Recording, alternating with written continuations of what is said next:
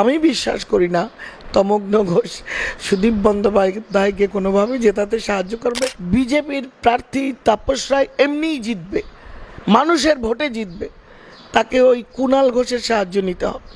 একটা আর্টিফিশিয়াল ভয়ের পরিবেশ তৈরি করে মানুষকে তাদের ভোট দিতে দেওয়া হয় না। আমার গায়ে তো আঁচড় পড়েনি, বাকি মেয়েদের যা ইচ্ছা হোক, তিনি দেখেন না, তিনি বোঝেন না, তখন তার একটা স্টেটমেন্ট পাওয়া যায় না। নরেন্দ্র মোদী যখন পশ্চিমবঙ্গ নিয়ে সিরিয়াস, একটা একটা করে সব চোর ধরা পড়বে। যে ভোটটা ওরা এতদিন ব্যাংক করছিল সেই ভোটটা তৃণমূল পাবে না। নকল মুসলিম সাজার চেষ্টা করেন আমাদের মুখ্যমন্ত্রী। 42 না হোক, আমরা অন্তত 30টা আসন পাবোই পাবো।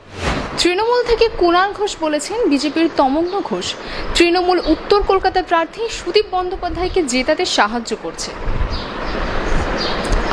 মন্দ বলেনি, ভদ্রলোক এত বেশি সুবিধাবাদী, মানে আমি নিজে দেখেছি।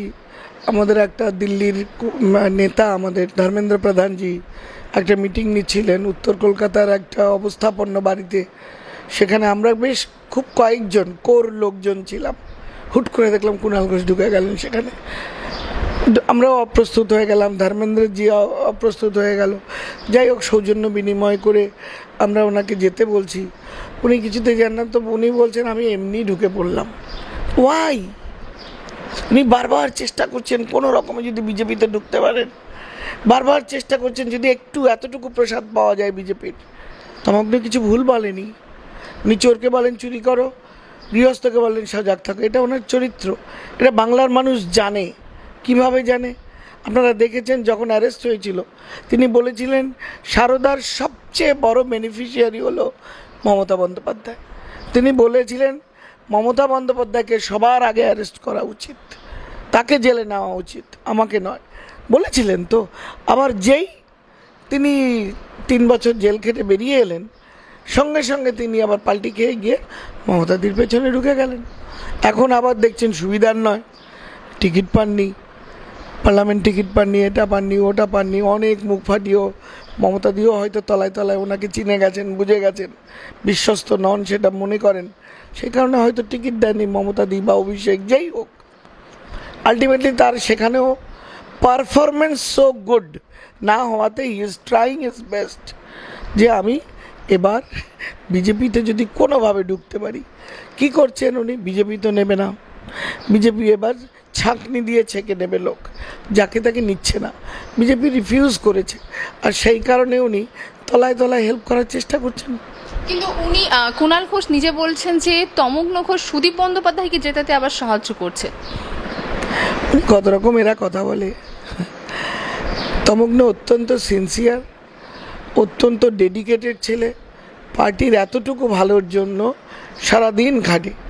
আমি তো কোনো সাথে পাশে নেই, আমাকে আমার বাড়ির পেছনটা এই উত্তর কলকাতার লোকসভার বেলেঘাটা অঞ্চলের অফিস করার জন্য মানে প্রায় হাতে পায়ে ধরেছে, বলেছে দিদি একটু ব্যবস্থা করে দাও।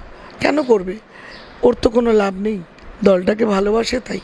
আর যে ছেলেগুলো দলটাকে এতটা ভালোবাসে, এইভাবে কাজ করে, আমি বিশ্বাস করি না তমগ্ন ঘোষ সুদীপ বন্দ্যোপাধ্যায়কে কোনোভাবে জেতাতে সাহায্য করবে। কারণ এটা একটা যুদ্ধ, এটা লড়াই, এটা ইলেকশন, এটা বিজেপির লড়াই, এবং আমরা তাপস রায়কে জেতাবো। সেই জায়গায় আমাদের জেলা প্রেসিডেন্ট একজন বড় সেনাপতি, সে কখনো এইসব করতে পারে? সে পদে আছে, পদমর্যাদার লোক, এবং সে সারা দিন তাপসকে নিয়ে ঘুরছে। ওর সম্বন্ধে আমি বলবো মিথ্যে কথা বলছে, কারণ তমগ্ন অনেকটা হাটে হাঁড়ি ভেঙে দিয়েছে, ব্যাপারটা বলে দিয়েছে, সেই কারণে। তমগ্ন ঘোষ তো যেমন কুণাল ঘোষকে যে বলছেন যে তিনি তাপস রায়কে জেতাতে সাহায্য করছেন বিজেপি থেকে, তার সাথে এটাও বলছেন যে তিনি বিজেপিকে অনেক তথ্য দিয়েছে তৃণমূলের, যাতে তাপস রায় জিততে পারে উত্তর কলকাতায়। আমি তো ওই কথাই বললাম, কারণ দেখুন এটা হলো যুদ্ধ, যুদ্ধে আপনাকে জানতে হবে কোথায় ফাঁক আছে, কোথায় পুকুর আছে, কোন জায়গাটায় আপনার বুথ দুর্বল, কোন জায়গায় মানুষের প্রয়োজন, কোন জায়গায় আপনাকে কিছু ট্যাকটিক্স করতে হবে। দিস ইজ নাথিং বাট এক ধরনের ওয়ার। সুতরাং এখানে জেতাটা শেষ কথা। আপনি কত ভালো মানুষ, কত কি করেছেন, এগুলো সারা 5 বছর ধরে মানুষ বিচার করবে, কিন্তু ভোটের বাক্সে ভোট ফেলে ক্যান্ডিডেটকে জিতিয়ে আনাটা হলো ভোটের শেষ কথা। সেই জায়গায় আমাদের বহু প্রত্যাশিত উত্তর কলকাতার মানুষের প্রার্থী হলেন তাপস গড়াই। এবং এতদিন ধরে আমরা সেই সারদা মামলা থেকে শুরু করে আমরা আগের এমপির যে দুর্নীতি এবং যা মানে জেল খেটে এসছেন, উড়িষ্যায় ছিলেন, নানা ধরনের কিছু দেখেছি।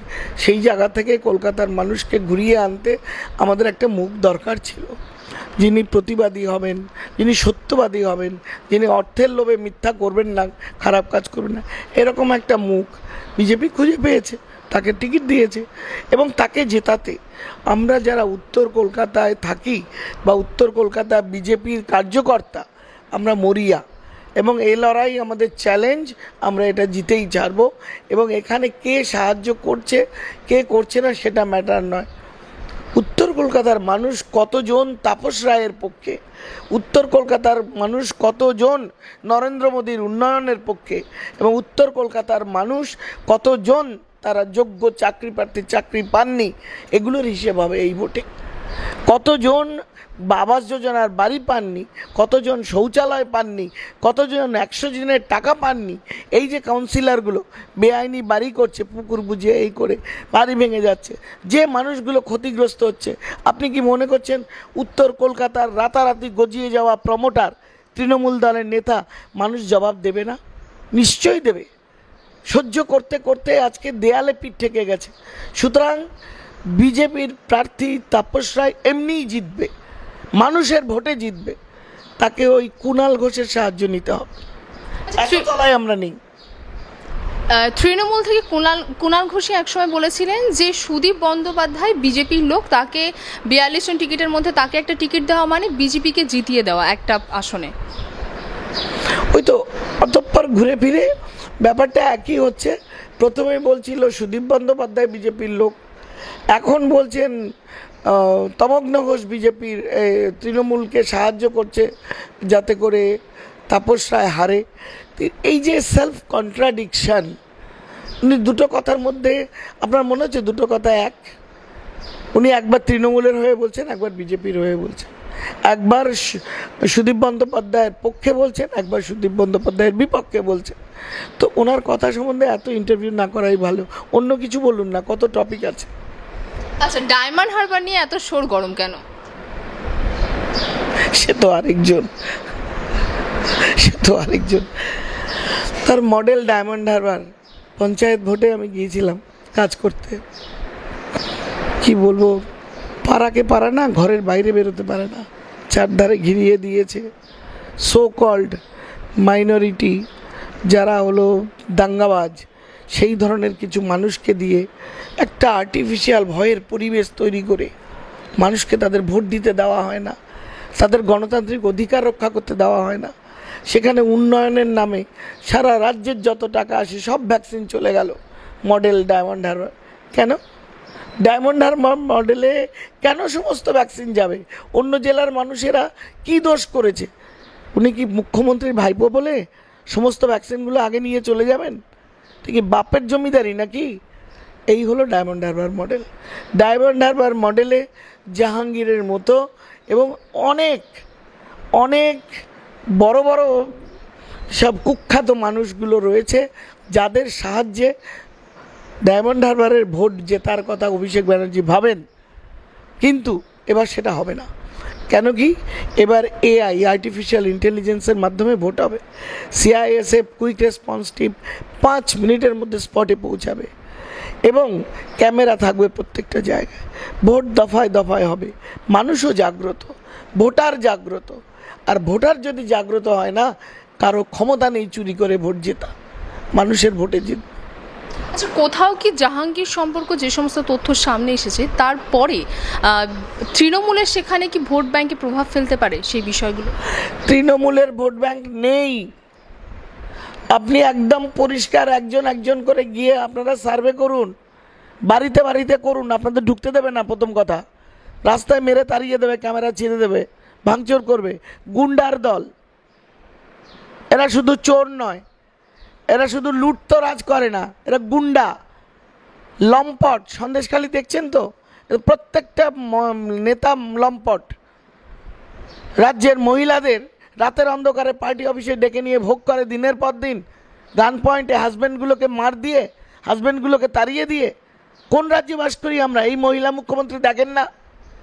ভোট এত এত জরুরি যে আমাকে মুখ্যমন্ত্রী থাকতেই হবে, আমাকে জিততেই হবে। সেই কারণে আমি মেয়েদের ইজ্জত যাই যাক, আমি বাংলার মেয়ে, আমার গায়ে তো আঁচড় পড়েনি, বাকি মেয়েদের যা ইচ্ছা হোক। তিনি দেখেন না, তিনি বোঝেন না, তখন তার একটা স্টেটমেন্ট পাওয়া যায় না। আজকে সন্দেশখালী কেন? একই ঘটনা ঘটছে ডায়মন্ড হারবারে, একই ঘটনা ঘটছে দক্ষিণ 24 পরগনায়।